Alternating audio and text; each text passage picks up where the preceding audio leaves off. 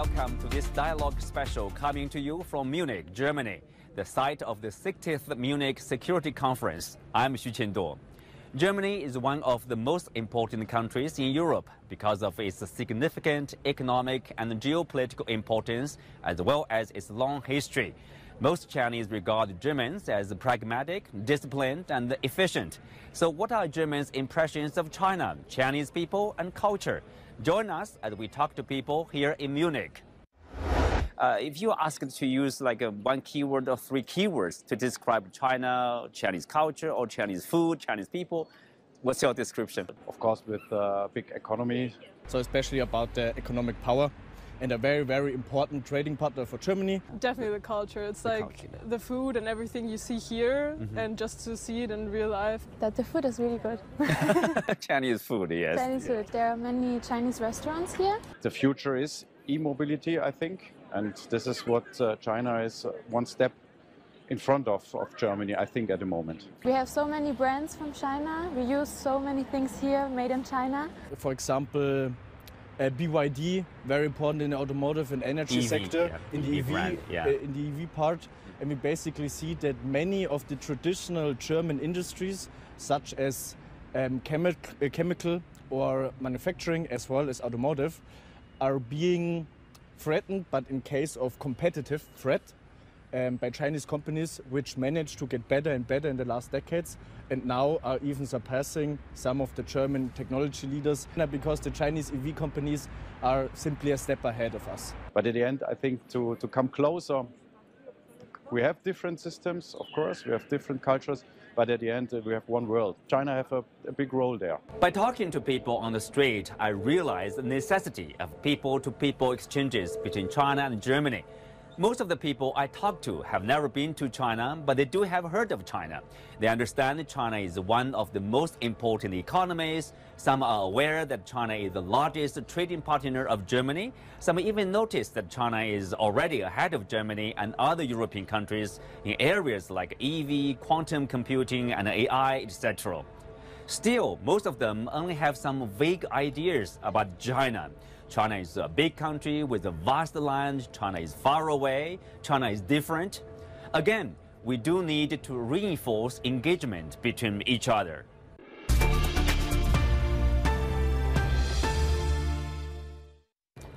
Germany is the birthplace of a modern auto industry. Since Carl Benz invented the first car in 1886, the country has gone through more than 120 years of development and has become a major player in the world automotive industry. However, a new force has emerged. Recent data show that China has overtaken Japan as the world's largest car exporter. What are the factors behind the auto industry boom in China? What does this rise of China's new energy vehicle industry mean for the country and the world? And is a win-win scenario possible for China and the EU in the car industry? To answer these questions and more, I talked with Dr. Ferdinand Dudenhöffer, Professor and Director of the Center for Automotive Research. Well, according to data released by the China Association of Automobile Manufacturers, both China's car output and sales hit records in 2023, with output exceeding 30 million units, up more than 11% year on year, and sales topping more than 30 million units, up 12% year on year. So what do these figures say about China's auto industry? I think if we look in the last 15 to 20 years, we see that the Chinese car industry gets stronger, stronger, and stronger. First, we saw all these joint ventures which helped China to step in the car industry. But now we see that Chinese companies are very self-conscious, make great cars, very technology-driven cars, and that seems to be very attractive for the customers in China, but also more and more for the customer in Europe and in other countries in the world. Of course, we are talking about the booming auto industry in China. Tell us, you have been following the China car industry for a long time, and you are the expert on that. So what are the factors, what are the major reasons behind such a booming development? See, if we look at the car industry, we see two big transitions in the industry. And in both of these transitions, China is leading. The first is the battery electric vehicle. The battery electric vehicle has its home at the moment in China. So we see the battery companies, giants like CATL, like EV, like Gotion, and many others, but also BYD with FinDreams. And this means that the modern battery has its home in China. The innovations are China-made, from China people, from China companies. This is the first thing, which is very important for the electric vehicle, the key issue of the electric vehicle. The second thing is the digitalization of the car, the smart cockpit, the intelligent car. If we look at Huawei, if we look at other companies in China, like Beidou and robot cars and all these things, we see big advantages in China, which help the Chinese companies to get and to become very strong in the second part of the transition of the automotive industry. So China is leading in both fields, which are very, very important for the future. Mm-hmm. So the innovation, you are seeing innovation, plays an important role in terms of battery production, of course, and plus, say, the design and also the production of EVs? Yes, I think if I look where batteries are manufactured at the moment, we look at China.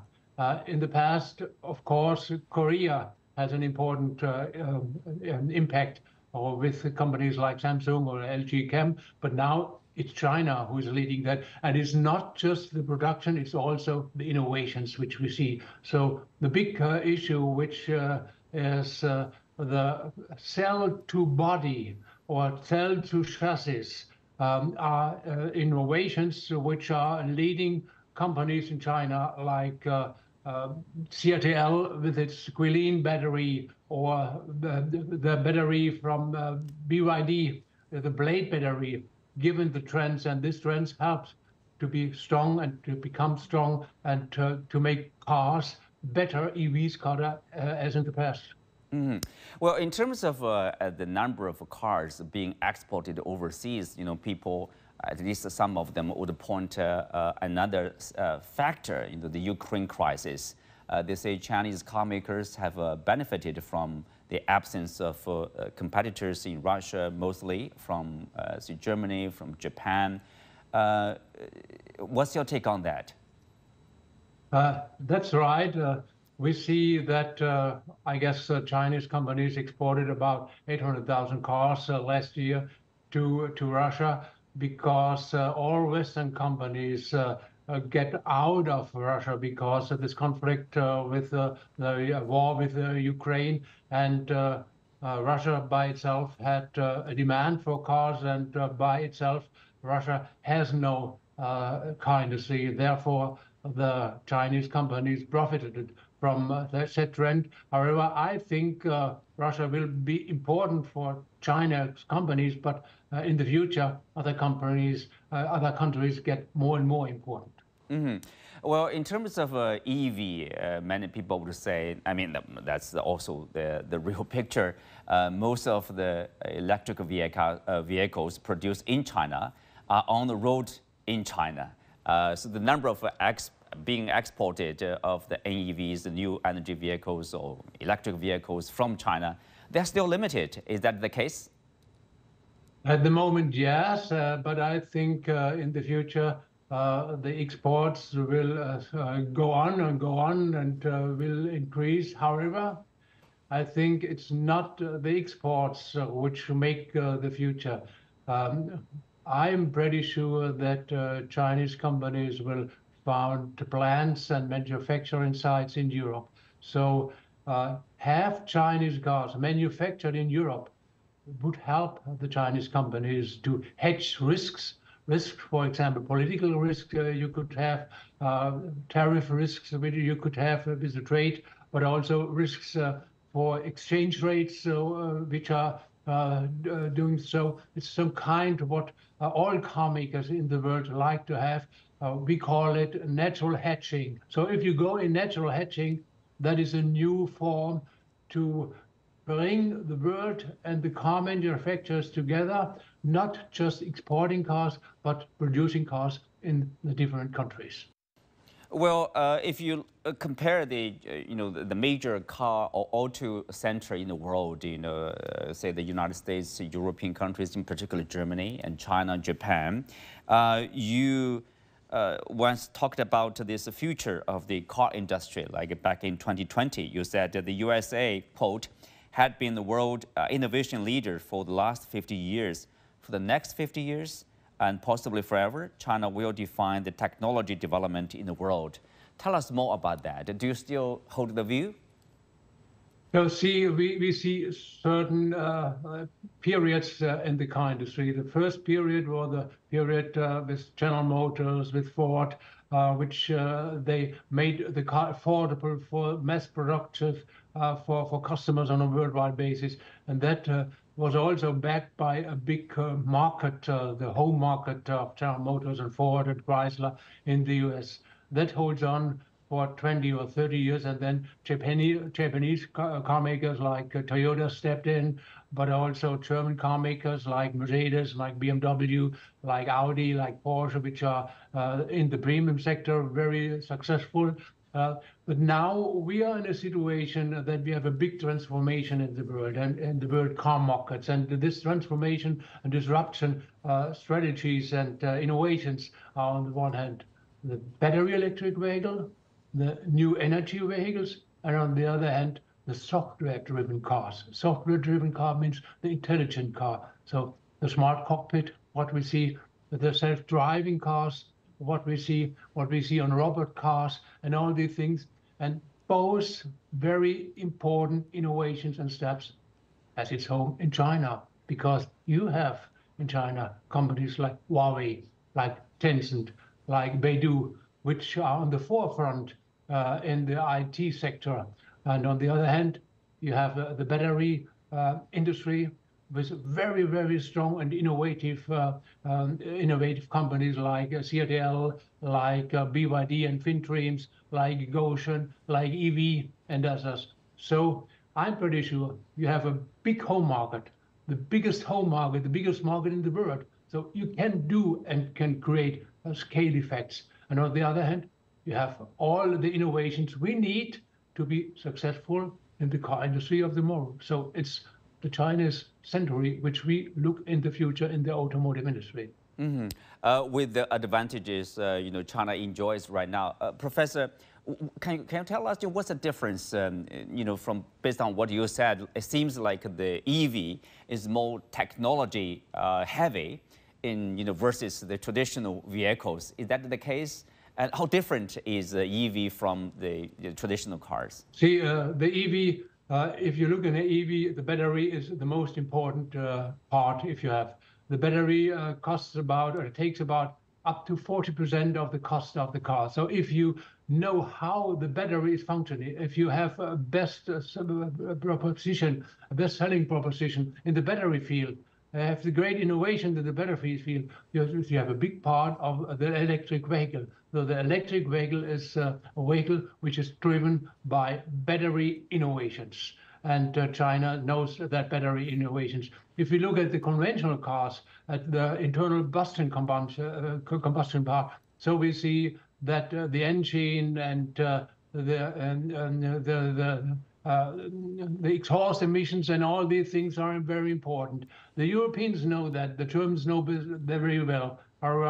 We have deficits in the most important part for the future vehicle, that is the battery. And the second thing is we see more and more the software. Well, of course, we talked about the U.S., talk about China, say European market, we do see, although the amount, the percentage is small in terms of the presence of the Chinese-made EVs in the European market, but already, people are becoming nervous about the importing of China-made EVs there. So what is the concern? Is the concern justified? So that is a concern which also the EU Commission played up to the agenda and said, okay, We have to take care to protect our European industry in contrary to the Japanese car makers which step in. I think that is the wrong position. You can't protect against competition. See, we sometimes compare it a little bit with the US and with Japan. So in the US 30 years ago, 40 years ago, there had been the trend stop the exports from Japan to the US. And then they made ceilings so that the Japanese could not export more than 10% of the cars which are sold in the US. So there was a limitation on that. And what did the Japanese do? They built it and planned the so-called transplant. That means they built up factories in the US. And the problem was the US car industry, General Motors, Ford, and Chrysler became very weak because they had a protection. If you have a protection, you don't fight very strong like in a strong competition. So the effect was that Toyota is today the second largest car maker in the US. They sold the cars. So there was no protection against Toyota, Honda, and the other thing. It was the contrary. So it was wrong to build up protection against the Japanese industry. And I think the same would happen in Europe if the ideas of the EU Commission to come in with trade tariffs to block the Chinese companies would be detrimental, at least for the German car industry. Mm-hmm. Then if that, follow that thinking, the U.S. has basically established the barrier, by having this anti-inflation act or bill, which has little to do with the inflation, but they provide subsidies for the buyers of EVs. Will that work? I think it depends on the elections in the U.S. See, the U.S. is sometimes also a difficult country. Germany and Europe are close to the U.S., but sometimes the U.S. is also thinking just on American and not also for the world.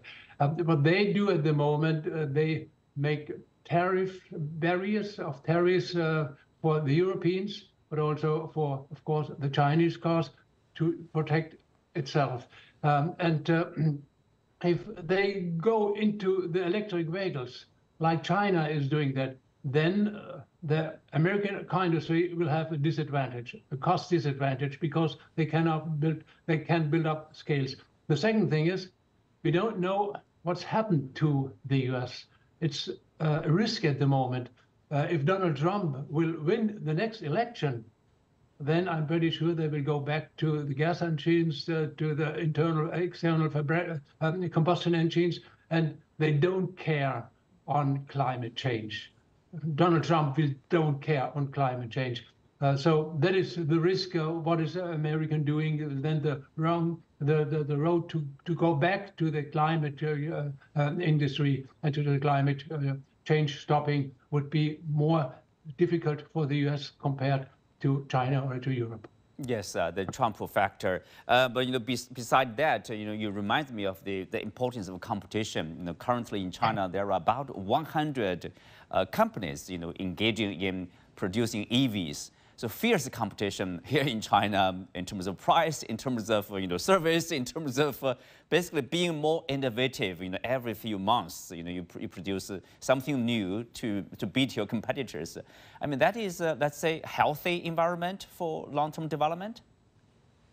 I think in each industry we see some consolidation. There are a lot of startups and young companies which are fighting and going up very fast, and the industry will consolidate. So we will have less brands, less car makers in the future, also in China. However, at the moment, this fierce competition helps to build up the strengths in China. So we know it will change the world. We know that the picture of the car industry, the landscape will be different looking in 10 or in 15 years. However, at the moment, the speed and the dynamic of China, that is very important. China and Chinese companies are so successful because they are so dynamic. The Europeans sometimes and the Americans do not have that dynamic. Mm-hmm. When it comes to this, another factor that is, often accusation you heard of, like from the media, in particular from, English media, for example, they say, oh, China has subsidies for its EV industry, and that's why it gained rapid development. I think few people would deny that. You do see subsidies for new industries. Here in the U.S., in China, and also in some EU countries. But is that the only factor, and how important is it? It seems like countries practice different kind of subsidies too. Yeah. See, absolutely. We have to differentiate between the kind of subsidies we have. If we give subsidies directly to car makers or to specific companies, then we have an unfair competition. However, if we give subsidies to the customer buying cars, whether it's a European car or a Chinese car, he gets the subsidy if he buys an NEV vehicle. Then that is the right approach, because then we can force up and speed up the process to stop climate change in the world, because we can just stop it with EVs and NEVs. So that is a very interesting thing. Unfortunately, in Germany, our government has stopped all this subsidy. That is a tragedy. We will lose in Germany because our government has stopped this. Other countries like Norway do that. What China is doing is, in my point of view, the right approach. It's not a fair competition. It's a fair competition in which China leads the way into the climate control time with NEVs. Well, that is, to a certain degree, of course, that's the case. For China, we face this heavy pollutions, and we feel the impact of climate change so much that the government, they had this long-term plan in terms of, developing basically technologies to deal with climate change. But coming back to this relationship, of course, there's ongoing subsidy investigation launched by the EU against the Chinese EVs. So what are we expecting? Or what kind of outcome there will be? I think if we look at the EU Commission, it's a little bit difficult to forecast, because the EU Commission is Frau von der Leyen, the president of the EU Commission, very much also linked to French government, and French government is a government which likes to have protection for its industry. So it could be that there will be tariffs on Chinese imports. That is a worst thing in my point of view, because I'm pretty sure that China will react on that. And that would be hurt very much, for example, Porsche. Or would very much would also there would also be a strategy for Mercedes and BMW, because they export, of course, the big cars to China. That's the first point. And the second point is, I'm pretty sure if we will come up with tariffs, Chinese companies will speed up its process to produce cars in Europe, and then you can have a protection against that. So it's the same story like we saw in the US 20 or 30 years ago. Mm-hmm. Well, Professor, you have been advocating closer cooperation between China and Germany in the automotive sector. You actually suggested a bilateral industrial trade deal would be ideal situation, and such a deal could be reconciled with EU politics. Do you still embrace these ideas? I think it would be very positive for the German car industry if we can come closer together with Chinese car makers and Chinese suppliers, because, see, This new world is a world in which we have strong brands from the past, like Porsche, like Mercedes, like BMW, and these brands are also have also a good reputation in China with Chinese customers. On the other hand, we have also in mechanical engineering good engineers in Germany, very perfect engineers. We miss a little bit the software, we miss a little bit the batteries, and we come closer together.